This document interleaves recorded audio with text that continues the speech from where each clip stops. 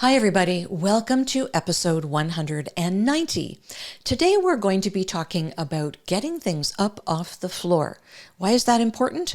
Well, we have spoken before about the optimal reach zone. That is the range in which you can comfortably reach things from top to bottom or from side to side. The optimal reach zone is essentially your comfort zone. If you have to extend your reach beyond where you're comfortable, then you could risk injury. It probably hurts as it is, but risking injury is something that you really don't want to do. So you want to keep everything as much as possible within the zone that is comfortable for you to reach. Now, washers and dryers, that's the first thing we're going to talk about. For those of you who may have seen my story that I did this week, I did a demonstration of washers and dryers that were up on pedestals. Manufacturers make pedestals that match their washers and dryers, and I had access to such a pair, and I put a camera inside the washer and inside the dryer and showed you that I didn't have to bend at all to take things out of the washer and put them in the dryer. That can be really important. I mean, not only is it a dark cave when washers and dryers are on the floor, but your range of motion could be impacted. Now, if you're in a wheelchair, you need to make sure that those pedestals are the right height for you.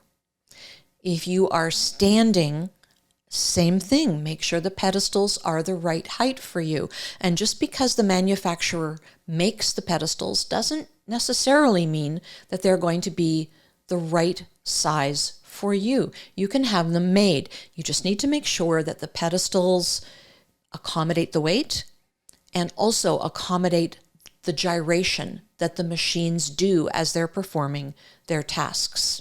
Okay? Another appliance that you want to think about are refrigerators. Now, refrigerators have kind of gone through an evolution. When I was much younger, you could only get refrigerators with freezers on top. That meant a lot of bending down to reach the goods in the refrigerator compartment, particularly the things in the crisper. You had to reach way down because that was on the bottom. Then you could get refrigerators with the freezers on the bottom. And that was far better for range of motion in the refrigerator compartment. But it did mean having to bend to get things out of the freezer, which was fine because I used the freezer less. And that is certainly the refrigerator that I purchased at one time in my life, in my adult life. I don't know if you're like me, though. If I've got essentially a box for a freezer, I tend to put things on top of things on top of things until I really don't know what's in the bottom of my freezer anymore. So I was really happy to see the popularity increase for side-by-side fridge freezers. And they are my recommendation to you because you've got the entire vertical length of fridge and the same for the freezer. And you can put the items that you use most frequently within your optimal reach zone, whether you are standing or seated in a wheelchair. They are by far my pick. Also, I can see everything that's in the freezer. That's a good thing. Dustpans.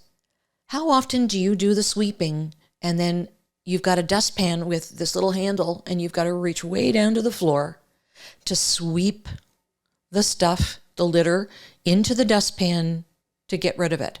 Well, guess what? They make dustpans with telescopic handles or handles that are stationary and at least 2 feet high. So either one would work, but having a dustpan that means you don't have to reach down all the way to sweep stuff into it is a major bonus. Along the same lines, shoehorns. Remember those little shoehorns we used to get at the shoe store? Well, you can still get them, but you can also get shoehorns that are 24 inches long.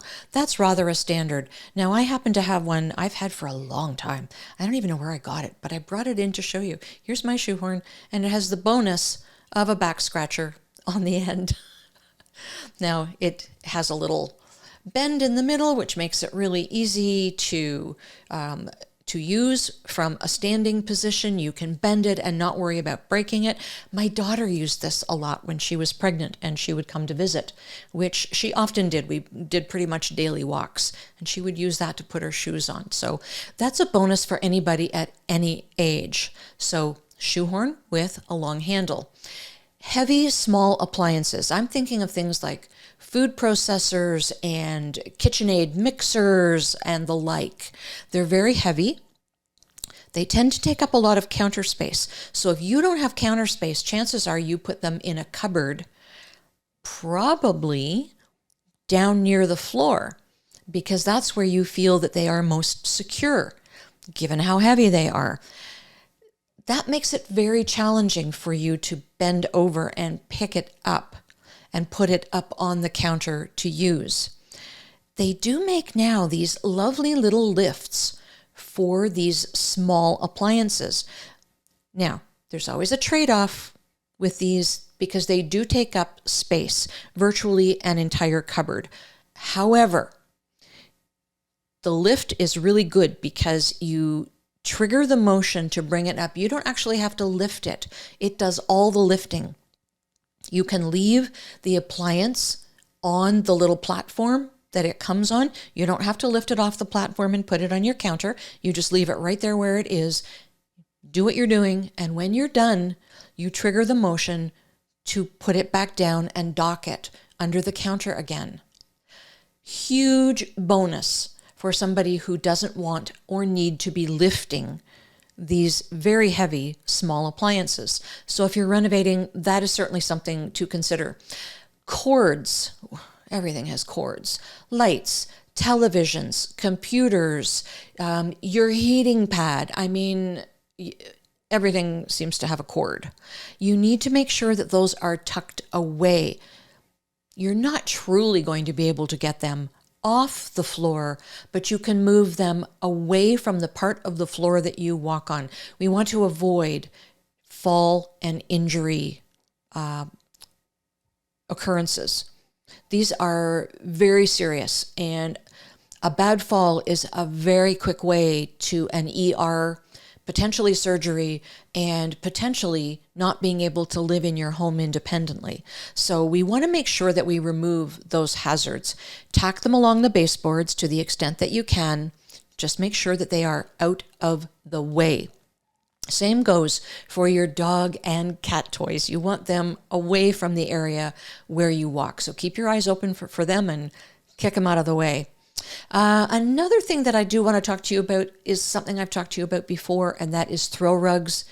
Get them gone. We don't like them on the floor at all. They are a trip hazard for sure. Doesn't matter where they are a trip hazard. And time to get rid of them. Now, I know that there are people out there listening to us who have some very beautiful throw rugs that were braided or sewn or somehow made by grandparents and great-grandparents, and you treasure them. And that's fine. Put them up on the wall. Make them a piece of art. But what you don't want is to have them on the floor, potentially being a trip hazard for you. Okay, up off the floor and get them gone. It's moving to summer. It's going to be summer, right? It is moving toward summer. And I know that some of us have our minds fixed on gardening. Now, those of you who grow fruits and vegetables or herbs, things that you engage with on a regular basis, consider putting those in elevated gardens.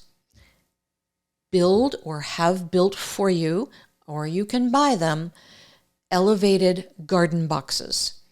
The good news is you can pretty much get them to any height that you need. So if you're in a wheelchair, you would want something that is elevated, but perhaps not as high as somebody who is standing. And for those of you who can't stand for long periods of time, you can have them made with wider edges in places or all the way around so that you can actually sit or perch on the edge while you're doing your work. I know that gardening brings people so much joy. but you do want to make sure that you can do it safely. And for many people, having to get down onto their knees and back up again is somewhat challenging. So let's remove that challenge and elevate the area that you need to work with. The last item I want to talk with you about is a little bit metaphorical. If you are in your 60s or 70s, even your 80s, you could potentially have decades of life ahead of you. So I want you to take all of those hopes and dreams that you have for these decades of your life, pick them up off the floor, dust them off, and raise them up to a level where you can see them clearly. And if you can see them clearly, you can engage with them and act on them. It's really important not to begin thinking that because we're older, life has passed us by and we really can't start new things, change the things that we don't like, take on new jobs or tasks or volunteer positions. You can do anything you want to do. Dust it off, get it up off the floor, bring it into clear focus. I will see you next Wednesday at 12 noon for episode 191. Until then, take care, be kind to everyone, be well.